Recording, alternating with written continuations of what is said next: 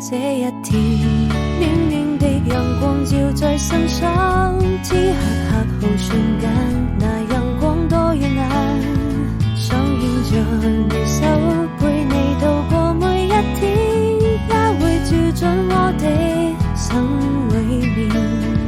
一本廢往的畫經書寫着從前，編寫成詩篇，讓願望能夠實現。